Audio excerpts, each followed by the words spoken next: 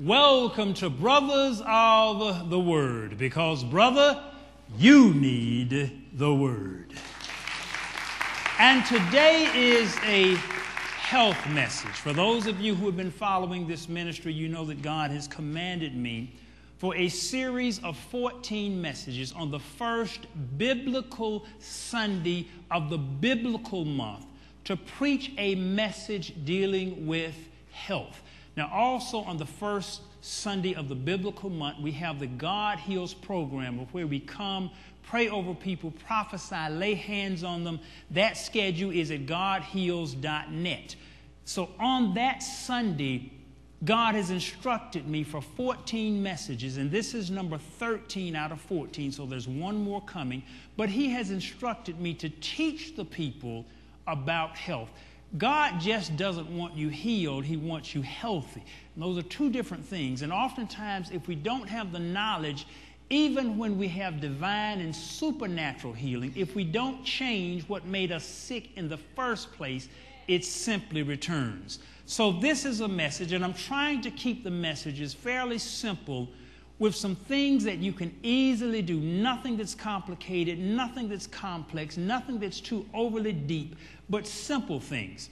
The first message in the series was entitled The 8 Pillars of Health, and that sermon was number 4021, and it outlined the 4 pillars of health, and we always go over these and repeat them with each message because these are foundational natural health principles. Number 1, exercise 30 to 60 minutes a day, 4 to 6 days a week. Number 2, eat at least 5 servings of fruits and vegetables daily.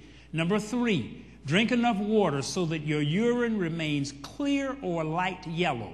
Number 4, maintain a healthy weight and watch your belly button. Number 5, don't smoke, do drugs, or drink too much alcohol. Number 6, limit meat, sweets, fried foods, and the full feeling. Number 7, get enough sleep. And number 8, have right relationships. You can get a detail of each one of these 8 pillars of health in sermon number 4021 at airjesus.com. A few years ago, there was a doctor who I know, and he was telling me the story, and he was in a bank. And he was fairly up in age, and he ran into an old lady there at the bank, and they just began talking. And the doctor, his name was Dr. Yancey, he told the old lady, he said, he said, I believe that if I had been eating meat all these years, he said, I believe I would have been dead. And the old lady looked at him, and she looked up at him and she said, I expect if I hadn't had any meat, I'd have been dead. I want to speak to you today from the subject of the mystery of meat, and somewhat answer the question, should you be a meat eater or vegetarian? Now, I went into some very heavy biblical correlation with scientific truth in a sermon that I preached some time ago called Red Blood and Red Meat.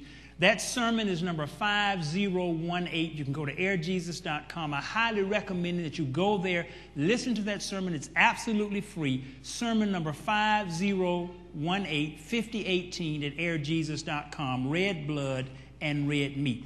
The mystery of meat, and sometimes this is a question that people always say, well, should I eat meat or should I be a vegetarian? It's a question, and oftentimes we don't even understand definitions of what the varying categories are.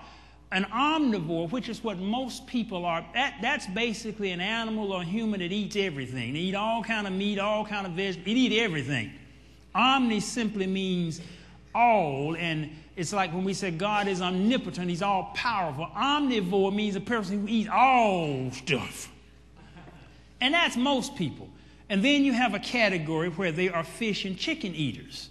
I've heard some people say, I'm vegetarian, I only eat fish and chicken. Well, no, you're not vegetarian. That's meat all day long. So if you're vegetarian, it does not mean that you're eating fish and chicken. If you're vegetarian, it means just that, vegetables and fruits only, not any type of meat. And then you have another category, and they're basically fish eaters. They're those who sometimes will follow what's called the Nazarite vow, and they will eat no food that breathes the air, and that's primarily kosher or biblically approved fish. There's another category called a lacto-ovo vegetarian, and this is the type of person, they eat no flesh foods, but they will eat dairy products such as cheese, milk, and eggs. And then there's a vegetarian. The real definition of a vegetarian is a person who actually eats no flesh food at all. And then you have another category called a vegan. A vegan is a person that just eats no animal products whatsoever. No dairy, nothing. Oftentimes, real pure vegans, they won't even wear leather. They just don't partake of anything that has to do with the death of an animal. They make sure that they have nothing that's processed with anything with meat, has no meat byproducts in it whatsoever. They're strictly non-animalistic totally. And as a final category, you have a raw foodist, and this is perhaps the ultimate category. They just don't eat anything cooked whatsoever. There's one other category. I've never met anybody, but they're called breatharians. They just breathe the air. And there have been a couple of people who claim to be a vegetarian. There's one claimed to be a breatharian, and they followed him around and caught him coming out of McDonald's. So there are not too many people that actually fit into the category of breatharian. But in the answer to the question, the mystery of meat, first of all, let's see, what does God's word say? If you go back to Genesis chapter 1, verses 29 and 30, and God says, "Behold, I have given you every herb-bearing seed which is upon the face of all the earth, and every tree in which is the fruit of a tree yielding seed. To you it shall be for meat," or food, "and to every beast of the earth, and to every fowl of the air, and to everything that creepeth upon the earth, wherein there is life. I have given every green herb for meat," and it was so. What God basically said was, in the beginning, in the Garden of Eden, in perfection, everything was vegetarian. Not only did man eat only fruits and vegetables and herbs, but so did every animal.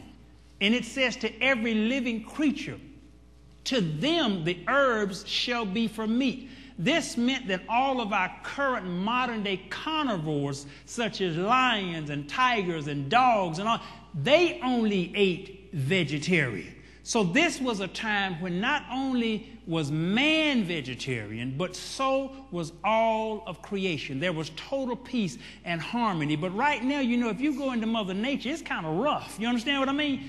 I see what happens even in my lake in the back, and I see the big fish eating up the little fish. Mother Nature is rough. So what happened when man fell out of perfection? It not only affected him, but all creation groaneth. So it affected every other animal, but that was the way that it was in the Garden of Eden. But I don't have to tell you that's not the way it is now. If you go fooling with a lion and scratching his head, he's liable to chop your hand off. So no longer is a lion just eating apples and bananas and leaves and twigs. Now, the animals themselves are eating meat. And things changed after the flood. In Genesis, the 9th chapter, beginning with the first verse, "And God blessed Noah and his sons, and said unto them, Be fruitful and multiply, and replenish the earth. And the fear of you and the dread of you shall be upon every beast of the earth, and upon every fowl of the air, upon all that moveth upon the earth, and upon all the fishes of the sea. Into your hand are they delivered. Every moving thing that liveth shall be meat for you, even as the green herb have I given you all things. But flesh with the life thereof, which is the blood thereof, shall ye not eat." Now, in the Levitical law, God further broke things down, because even in the days of Noah, God had separated the clean and the unclean animals. That's why he told Noah, you shall bring 7 of every clean and 2 of every unclean. So God had already made a separation of the clean and the unclean animals. But here after the flood, God changed things, and he said, now you shall eat meat. So there is a difference, and there's perhaps even a scientific reason. When you understand the flood and the vapor cloud that covered the earth, it blocked out so many of the harmful ozone, and people lived a long time. They didn't. So stuff happened. Things biologically changed after the flood, and the Maker, who understood our nature, understood our makeup at that time, told Noah, now you shall eat meat. But he also put instructions of the clean and the unclean. And basically God told the people, don't eat such things. Don't eat rats. Don't eat snakes. Don't eat vultures. Don't eat pigs. Now y'all say, uh-oh. and bottom-dwelling seafood. Now I kind of go through the details of the reason why God told the people this in that sermon 50:18, red blood and red meat. So I won't take time enough to go through that, but everything God told the people then is true now. Everything God told you not to eat has a reason he told you not to eat it. And when you understand the reason, then you'll understand why God made certain foods available and certain foods he said it had nothing to do with anything spiritual. God was trying to protect your health. So the question is, should you eat meat or should you not eat meat? The mystery of meat. Now, I am perhaps a little bit unique from most pastors because I've been on both extremes.